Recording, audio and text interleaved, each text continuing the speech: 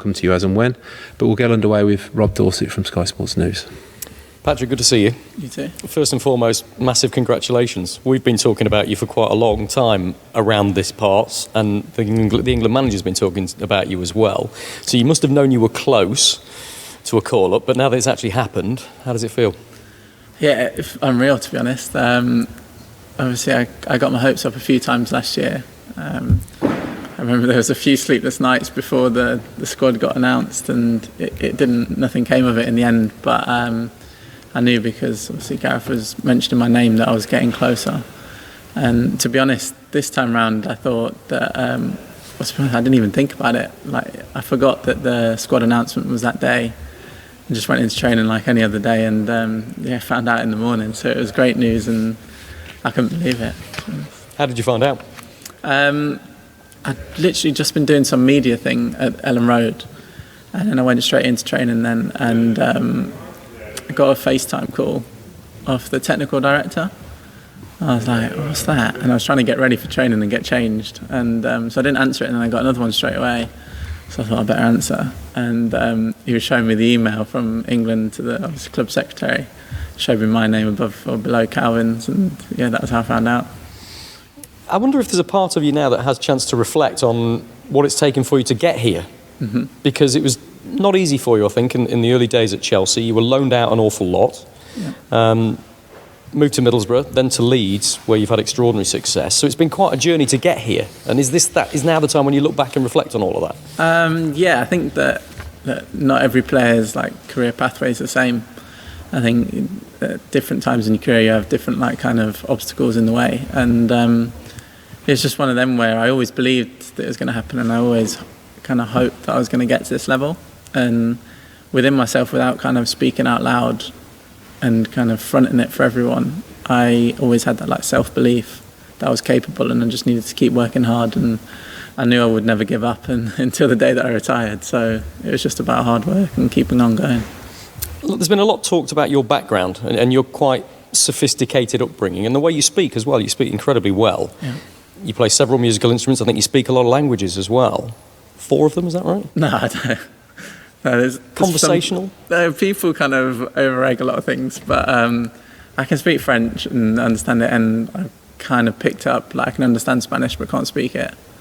The reason I ask, Patrick, is that I wonder whether you feel you've had to work extra hard, fight harder to be accepted in this sort of environment, because it's quite a tough industry, football, as you know yourself. And I wonder whether you feel, because of that quite privileged upbringing with the private school and everything, you've had to work harder.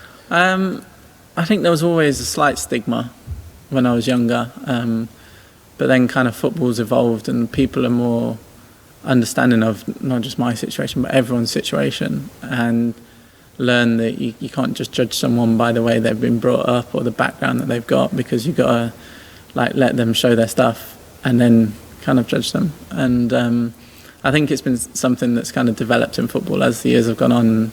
Obviously, since I started when I was 17, it's obviously changed a lot till now, 10 years ago. So I think it's one of them things that it's not so much of a problem now.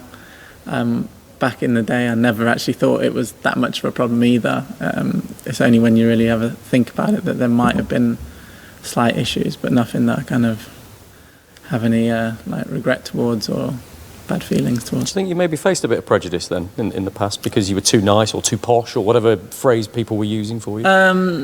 Not so much prejudice. I think that maybe before people knew me, they would have had this opinion of me because they might have heard the way that I speak in an interview, or someone would have told them this guy went to private school, and then they kind of create that image in their head before they actually know who I am. But I think that goes with a lot of things, and I think a lot of people have harder battles to fight, and so I'm not going to complain about that. Good man. England have got 3 games in 7 days now, and you'll have noticed that Dominic Calvert-Lewin's had to withdraw, and the manager hasn't called anybody else up. Yeah. There's only 2 strikers in the squad, you and Harry Kane. Does that give you extra hope that this might not just be a first call-up, it could well be a debut for you at some point over the next 10 days or so? To be honest, I haven't really tried to think about it. There's no point in thinking too far ahead in the future. I'll just come into the camp and try to integrate with the boys, like make sure that I'm fit in with the squad and enjoying myself and see what I can learn whilst I'm here as well. I've seen today was my first proper training session that the standard's very high, and playing with these guys I know that it's going to improve myself, so I've not really thought too far ahead. What's Gareth said to you? I had a chat with him as soon as I arrived. I don't know if you noticed, I arrived super early. Did you? That keen? No, it's just one of them where there was no traffic and the car picked me up early and I was here really early. But yeah, I had a chat with him just about how things were going at Leeds, and that he said that, look, you were unlucky last year, you just missed out, but we're really happy to have you and want to help you settle in, basically. So you can tell around the place the kind of atmosphere that there is and the culture that he's kind of built around this England team, and it is a great feeling. You can see the togetherness already, even amongst the boys, so it has been really easy to settle in.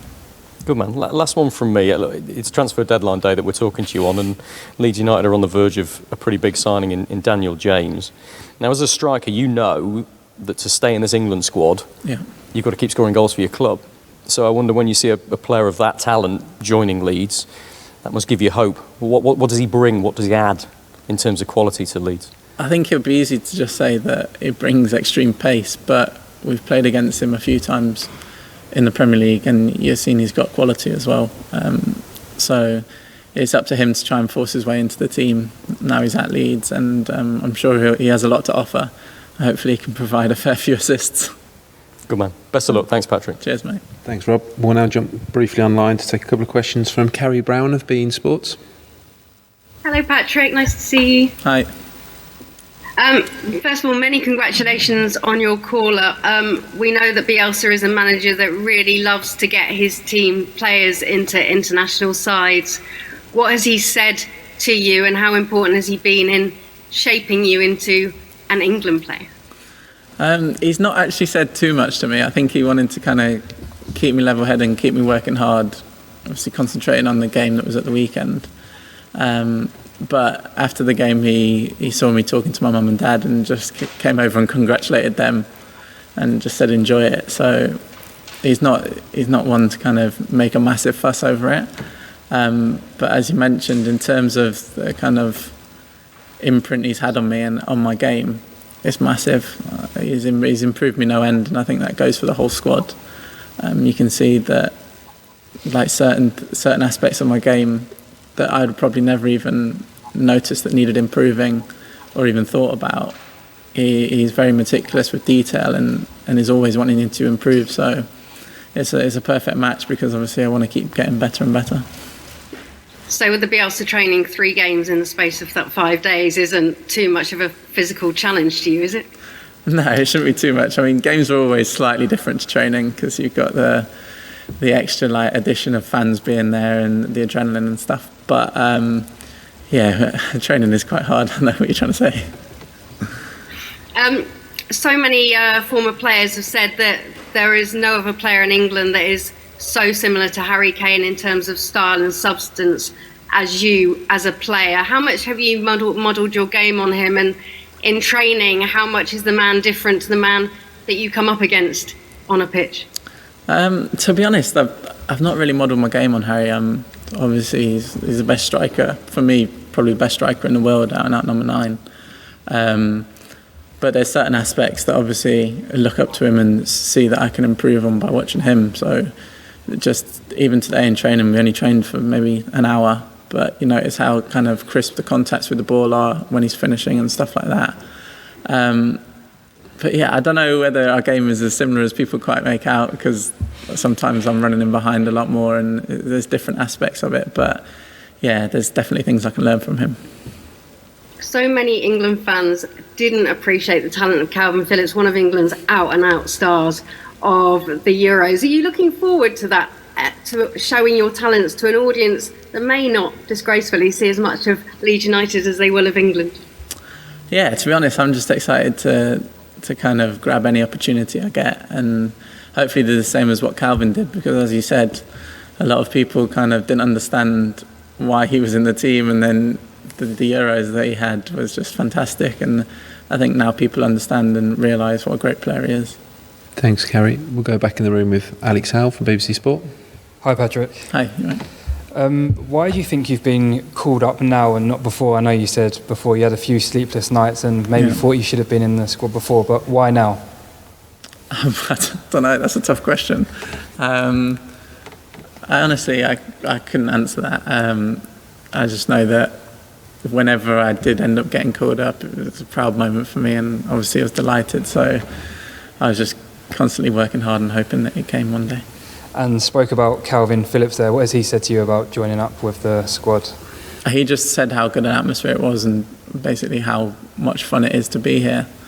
And to be honest, he kind of like hyped it up so that I was really excited for it. And not that I wasn't excited already, but to be honest, having him here is, I knew a lot of the lads already from playing against them from back in the under-21 days, but having someone who you with day in, day out at your own club makes it a lot easier to settle in as well. I know you said you haven't let yourself think about it, but if it was to come to make your debut and potentially at Wembley, what would that mean to you and how would that feel? Yeah, it's every kid's dream, isn't it? I mean, it's very cliche to say that every kid grows up dreaming of being a footballer and playing for England, but it's true. I mean, it's the pinnacle to represent your country. And it's something that I've dreamed about, playing for England, since I was very young, and it's always been an ambition of mine. And it was a goal that I set myself this season, see if I can get called up at some point, and now I've just got to try and take the opportunity. What was it like watching the team's success over the summer? Did it give you an added drive to want to be involved in the next squads, and also the World Cup isn't far away either? Yeah, of course. I mean, I enjoyed watching it like every England fan did. The rush that it kind of gave the country as a whole. I remember I sat watching every game in front of the TV, sometimes on my own, sometimes with fans, with friends and family. But yeah, it did. It just kind of made me want to be involved even more. And kind of a left field one to finish. Cristiano Ronaldo's back in the Premier League and coming probably as a striker. What is it like as a fan to see him back, and are you excited to see what he's got? Yeah, I think that some of the transfers in the Premier League this year, they've made the league even better than it already was. I mean, every team, the top teams have strengthened, and it's going to be fascinating to see who kind of comes out on top. But obviously being able to attract Ronaldo back to the Premier League, it's going to be interesting. Thanks, Alex. We'll jump back online with one from Graham Smythe, the Yorkshire Evening Post. Hi Patrick, you've talked about getting off to a bit of a sticky start with the Leeds fans initially because of the injuries you had and whatnot. How much did it mean to you to hear the England's number 9 chants at Burnley on Sunday? Yeah, it's always nice. I think I heard that at the end of last season at some point when they were kind of singing, I think it was away at Southampton as well, kind of tongue-in-cheek. But yeah, it's nice whenever the fans sing your name. And as you mentioned, it's not always smooth sailing when you first move to a club. But the bond that I've got with the Leeds fans now and that we've kind of created together, I think it's very big, and I appreciate all the time they sing for me. Thanks, Patrick. Thanks, Graham. Next we'll go to Nizar Kinsella from Goal.com. Hi Patrick, congratulations. I was seeing that you were in the under-21s with Gareth Southgate and Harry Kane. I just wanted to get a little bit of your memories of those times and sort of how do you feel about reuniting with them after, I think it's 8 years? Yeah, it does seem a long time ago. To be honest, I don't have too many memories. I think the last game I played might have been at Burnley. I can't even remember. It might have been against Portugal for under-21s. But yeah, it was a long time ago. So I think, as you said, being involved with that under-21 team, there's a fair few familiar faces here, which has helped me settle in. But yeah, apart from that, the under-21s was a long time ago. I wanted to follow it up a little bit with how did you sort of manage the emotions of waiting your time, you know, because you see in other people you did play with that you set ups go on to make debuts and things like that, and you've had to wait. Well, did that fuel you, or did that make you angry or annoyed, or were you just happy for people? How did you handle that sort of situation? I was happy for the lads that kind of got ahead and did their thing, but it kind of fueled me to kind of push on, and I never stopped working for it, even though at times it might have looked far in the distance, being called up for England. I always kept pushing towards that and seeing if I could put myself at least in contention, and just kept working hard and hoping one day it would happen. Thanks, Nazar. We'll shortly move to an embargoed section, but before we do, we've got one last follow-up question from Kerry Brown of Bein Sports. Patrick, at the end of the Euros, which ended in that really cruel penalty moment, Calvin sprinted half the way of the Wembley pitch to comfort Bukayo. I know you're so close to Calvin, and it's so bittersweet because reaching the first final in 55 years, taking it all the way to penalties and losing, but also the triumph of that. He said how exciting it is in this camp, desperate to get you in there. What is the mood, and how much does that moment with Calvin just sum up the togetherness in England and the togetherness you all have at Leeds? Yeah, I think that's not only just the togetherness in the camp, but that sums up Calvin as a person. He's a very caring and loving guy, and obviously he wasn't worried about anything else other than kind of consoling and make sure that Bukayo was all right. And I think that's what most of the squad are like. They know that they can rely on the guy next to them if they need someone. So that togetherness is there from number 1 all the way up to number 26 in the squad, or however many people there are. But in terms of the last year, obviously it's coming short in the final. I think that's actually pushed, kind of given the team extra drive because they want to go further. I mean, this England team's done something that no England team's done before in the last 2 major tournaments. So they've already done something that they should be extremely proud of. But the next thing is keeping improving and growing and pushing on to that next thing. Thank you. Thanks, Carrie. Okay, that concludes the live section of this media conference. We'll now move on to a short section embargoed.